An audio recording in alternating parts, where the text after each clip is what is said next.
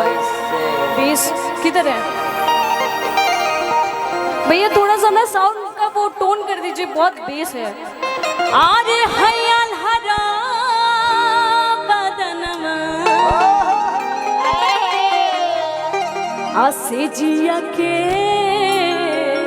लहरावा का तड़ी कि काई के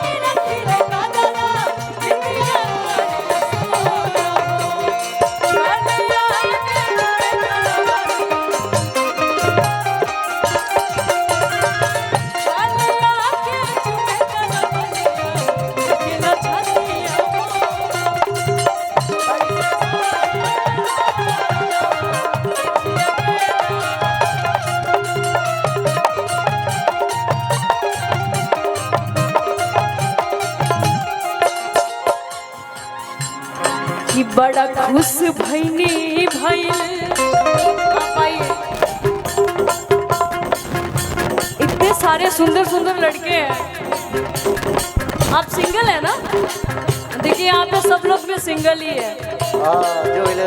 कि बड़ा खुश भईनी भाई अरे हमरो गवनवा।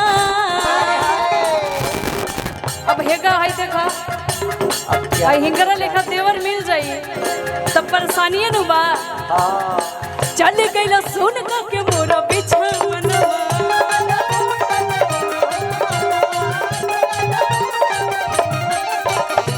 बड़ा खुश भईनी भाई हमरो गवनवा।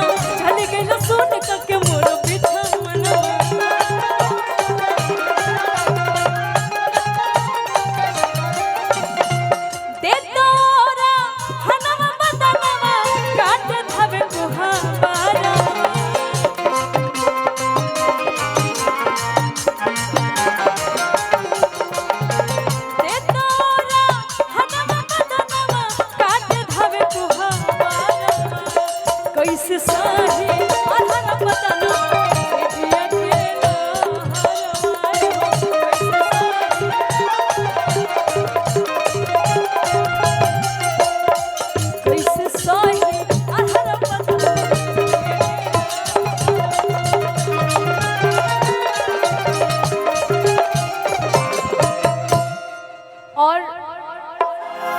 मेरी तो फेवरेट है ही, ऑलवेज आप सबकी भी फेवरेट है।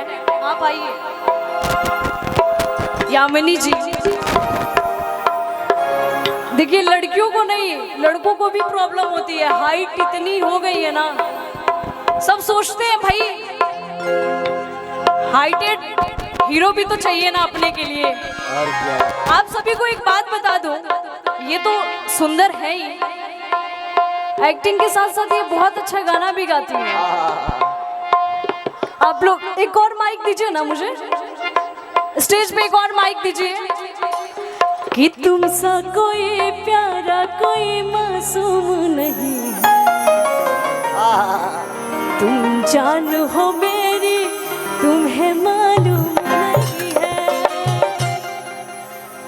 एक और करियर ड्रेस देख के कि शीशा के सोझा जब हम जानी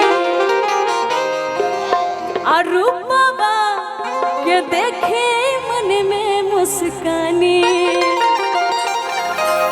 कि ऊंचे रे बादरवा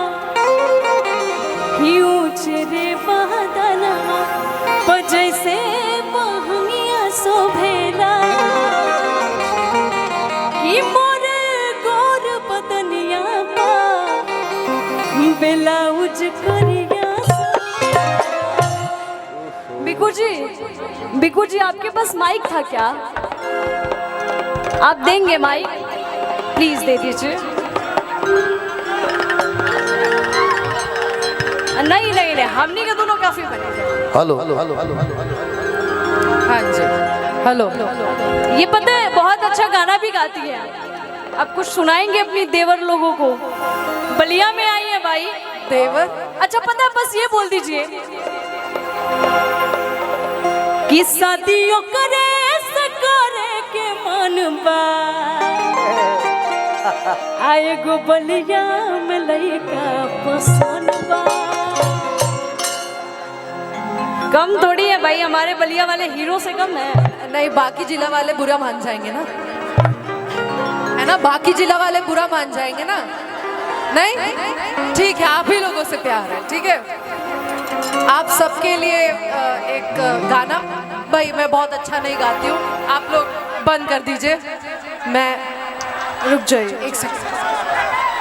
हमारे बीच शेरे बिहार सुधीर भाई, हाँ शेरे झारखंड हमारे रनजे भैया भैया आ चुके हैं। कृपया जोरदार ताली दें। इतने दूर से ये लोग आए